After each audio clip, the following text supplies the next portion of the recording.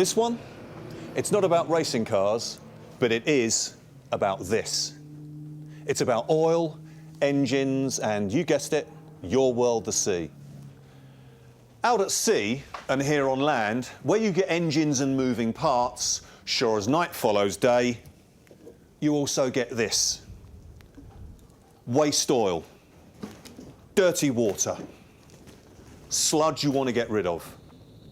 Now here on land, getting rid of that oil, that waste, sludge, oily water, not a problem. But in our world, at sea, tell me about it. It's a whole different ball game. A ball game that can leave you, your job, your future and your family exposed and at risk. So, stick around. The next 20 minutes or so could be the most important of your working week. They could keep you in a job, out of a place like this, and out of jail.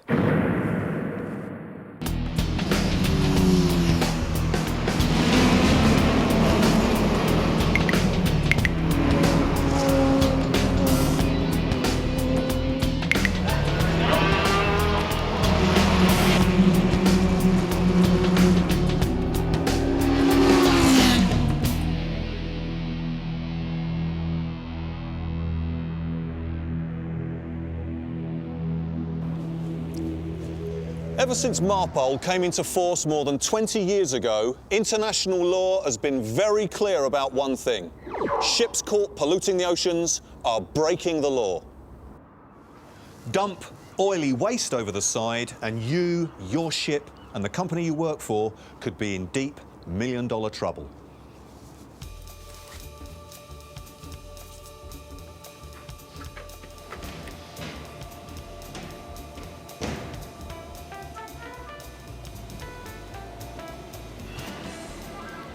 Stuff like this gives you guys a problem, because oily water waste like this just keeps on coming. Every day when you run engines or machinery, you also get leaks of oil, spills of water and chemical waste that work their way down here into the bilges. And it all has to go somewhere. The one place it can't go is out there, over the side. Oily bilge water and sludge waste, it's not a new problem. It's been with ships since engines were invented. What is new is the pressure on seafarers to dispose of it in a way that doesn't hurt the environment and the penalties lying in wait for us if we screw up. What we're talking about is down here, so bear with me, it's a bit noisy.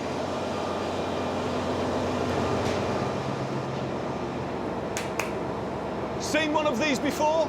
Sure you have. It's an oily water separator, a vital piece of kit.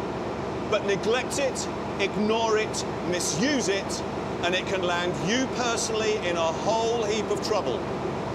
Is the OWS system on your ship being used properly? In theory, it's simple enough. Oily water is drained through and collected in a dirty bilge water holding tank. Then it's pumped through a series of filters which separate out the oil from the water. On passage, the clean water is then piped over the side into the sea and the oily gunk separated off and returned to a collecting tank for incineration or discharge ashore. Simple, really. Oh, and there's something called an OCM, an oil content monitor, that takes a continuous sample when the OWS system is running to make sure that only clean water goes over the side.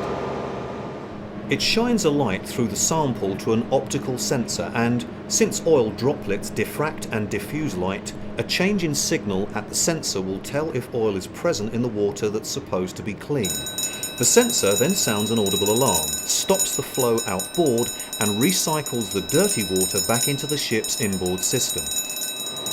On your ship, make sure you're familiar with your own calibration method. That's the theory anyway. And that recycled water? The IMO says it's got to be clean. How clean? With less than 15 parts oil per million. Cleaner sometimes than seawater itself. Clean enough to drink? I don't think so. It smells like a petrol station anyway. Cheers.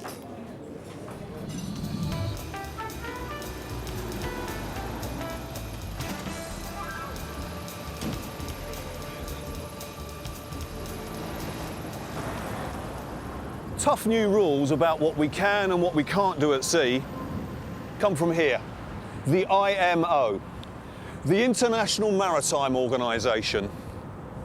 Now that might be the River Thames over there, but sometimes it feels like the IMO are an awful long way from water. Because you and I, we live in the real world, and not everything out here works like it says in the book, right?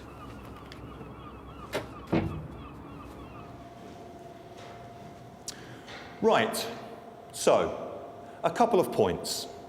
One, the new tougher laws about OWS and marine pollution, they're made for the environment, not for seafarers or for shipping companies. They're there to keep the oceans clean, and they're backed up by the courts. So, screw up, dump oil at sea, get found out, and you, your ship and your company will be in an ocean of trouble. Two, if it were just oil and water that get mixed in the scuppers, find their way down to the bilges and got pumped up to the oily water separator, then we all might be home free. I say might, but it's not. Remember, this is the real world we're talking about, not some squeaky clean laboratory that doesn't move around with a lot of pretty girls running around in white coats. So, we're not just talking oil, we're talking cleaners, rust, antifreeze, soot, mud, soaps and solvents that dissolve oil in water. The list goes on and on. Which gives this fella a digestion problem. Faced with all that being pumped through its insides, it either shuts down altogether, sounds the alarm in protest, or break down altogether. There's another problem too. There are lots of different parts and models of these separators, and lots of different manuals too. Your best bet? Proper maintenance, good tank management, and professional standards of training and best practice. Sounds up in the clouds, fine in theory, but doesn't work down here at the sharp end? I don't buy that. As a professional seafarer, it's your right to be trained in the proper use, care and maintenance of equipment. Ignorance is no excuse. It never has been. Not down here. And not in court either. Bottom line, it's your reputation, your future that's on the line down here when the inspector comes a-calling. So take whatever steps that you need to stay on the right side of the law. Or do you really want your children to visit you in jail?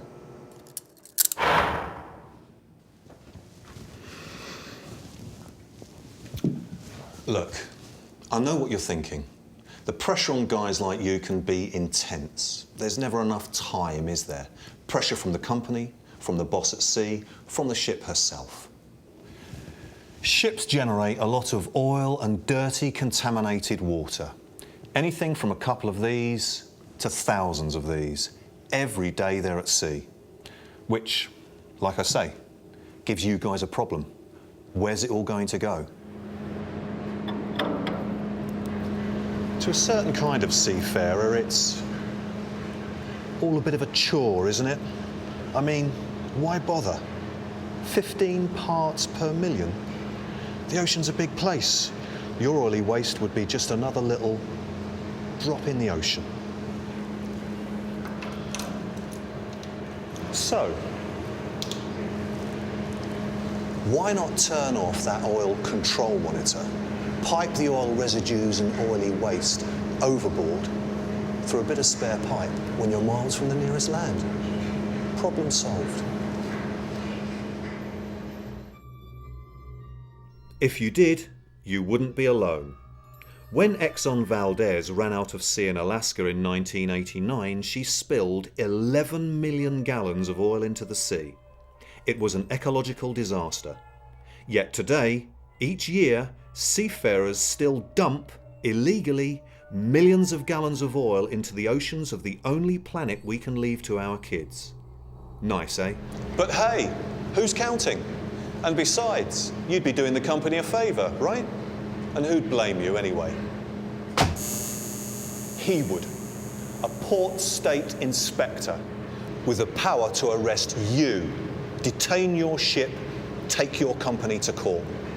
In short, ruin your entire day. Authorities aren't dumb, and they're not blind either. And they've started a new crackdown, which means that when they come aboard, they're looking for evidence of illegal dumping out at sea, of tampering with seals and flanges. They're checking oil record books, tank sounding logs, ship's fuel manifests. Your dates, figures and facts better stack up. Guys like him can go through your ship like it's a murder scene and they're looking for clues. They'll track documents and records from months, years back and drag them into court. They'll check out your engine room like it's a forensic scene of a crime. Mess with these guys? I don't think so. Still tempted to bend the rules? Don't be. Don't even think about it. There's a couple of seafarers who'd be delighted to put you straight. Know what they did? They came up with something called a magic pipe. They undid a few bolts, bypassed the existing pipework and the oily water separator, and let the dirty stuff flow straight back into the sea through a little bit of magic pipe all of their own. They thought they'd get away with it, save themselves a fortune on discharge fees back on shore. The magic didn't last.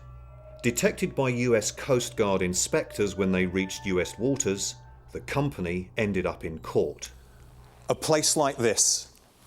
There, the company was fined $10 million, while the chief engineer of another vessel faces up to 6 years in jail. Other men, seafarers just like you, face a 10-year jail sentence and a $500,000 personal fine for trying the magic pipe trick. Worth it? What do you think?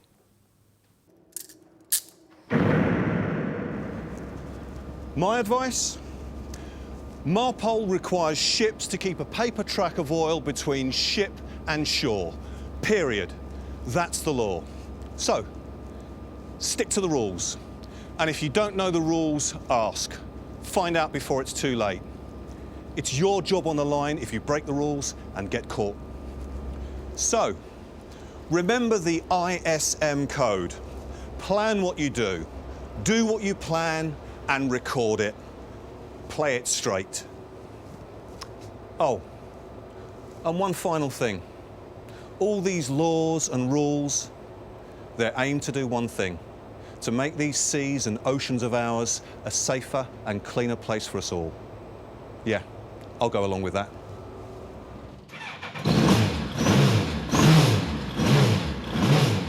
It's not smart or clever to break the law, risk jail, dump waste and pollute the oceans that give you your living. So stick to the law and make sure you're a winner too.